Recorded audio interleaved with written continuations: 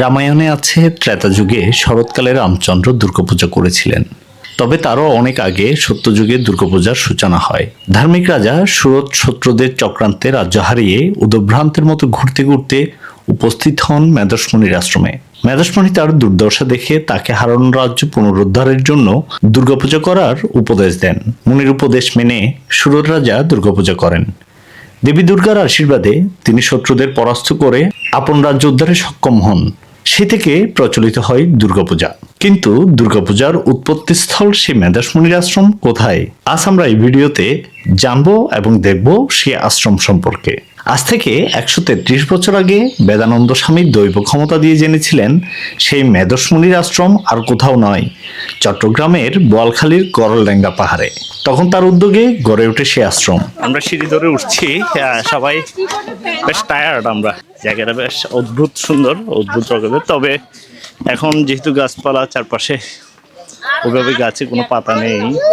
আশ্রমে চণ্ডী মন্দির, শিব মন্দির, সীতা মন্দির, তারাকালী মন্দির সহ 10টি মন্দির রয়েছে। রয়েছে সীতার পুকুর। আমরা প্রায় চলে এসেছি। এখান থেকে লোকটা খুব সুন্দর।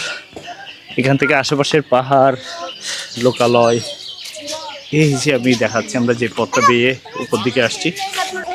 আমরা কিন্তু প্রায় চলে এসেছি। তনু, এখন কি আমাদের যাত্রা বিরতি দরকার আছে? একটু দরকার আছে। তুই কি যাত্রা বিরতি দিয়েছিস? অনেক দূর যেতে হবে, দেখা যাচ্ছে, দেখছিস? ওকে, রেডি হয়ে যা তাহলে আবার আমাদের যাত্রা বিরতি। আশ্রমের প্রধান ফটক দিয়ে প্রায় আধা কিলোমিটার গেলে উপরে ওঠার সিঁড়ি। প্রায় 140টি সিঁড়ির ধাপ বেয়ে উপরে উঠলে মেধসমণির মন্দির চোখে পড়বে।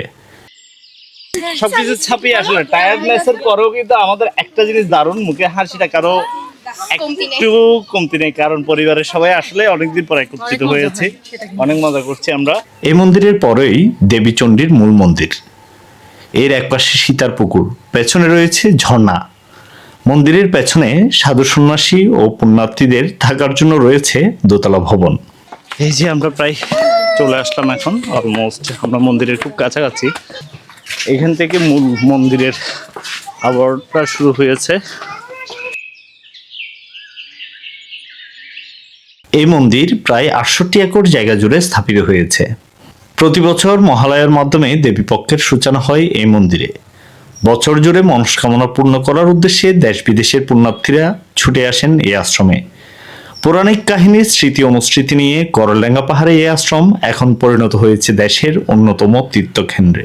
এই আশ্রম শুধু একটি ধর্মীয় তীর্থস্থান নয়, এটি সাধনা, শান্তি ও আধ্যাত্মিক জ্ঞান চর্চার একটি পবিত্র কেন্দ্র।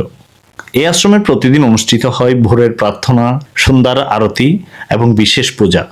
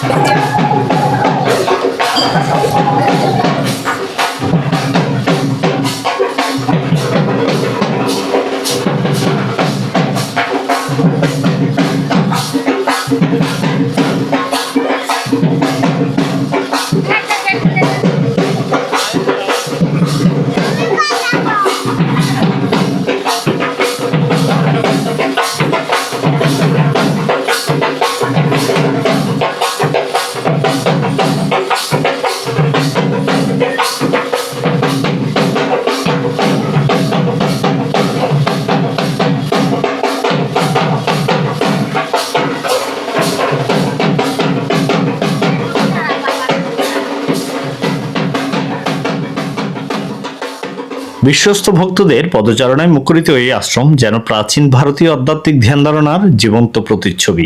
করলডেঙ্গা পাহাড়ের মনোমুগ্ধকর প্রকৃতি, পাখির কাকলি আর ঠান্ডা হাওয়ায় যেন জীবনের ক্লান্তি মুহূর্তেই দূর হয়ে যায়।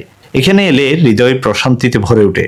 প্রতি বছর আশ্বিন মাসে অনুষ্ঠিত হয় মহাশক্তির আরাধনা, শারদীয় দুর্গোৎসব ও চণ্ডীপাঠ। দেশের নানা প্রান্ত থেকে হাজারো ভক্ত ভিড় করেন এই মহোৎসবে।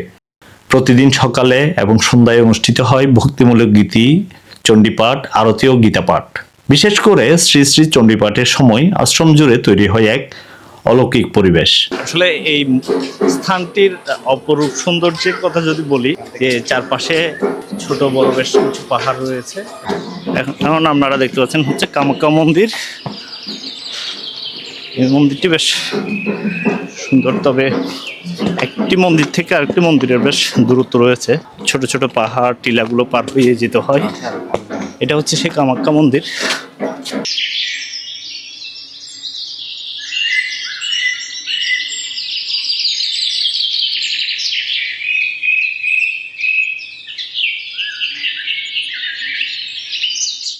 আর এটা হচ্ছে যজ্ঞকুণ্ড।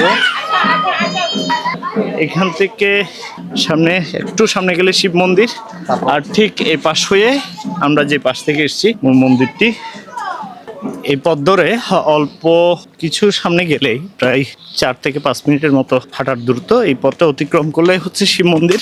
এখন আমরা শিব মন্দিরের দিকে যাচ্ছি।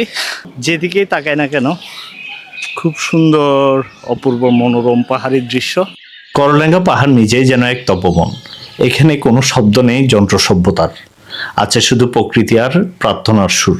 এই নির্জনতা একদিকে যেন মনের শান্তি দেয়, অন্যদিকে তৈরি করে আত্মোপলব্ধির এক অনন্য সুযোগ। এই যে ক্যামেরায় দূরে যেটা দেখতে পাচ্ছেন সেটাই হচ্ছে শিব মন্দির।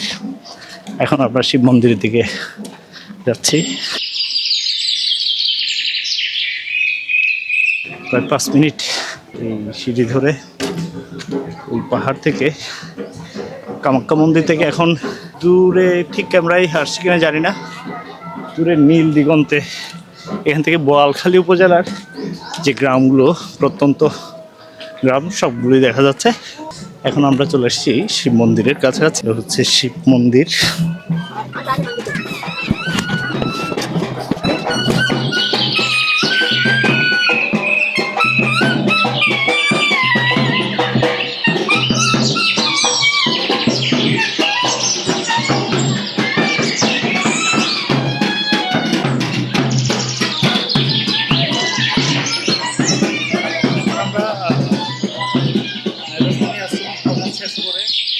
এটা হয়ে ওই দূরে হচ্ছে তারামন্দির, দূর থেকে দেখা যাচ্ছে।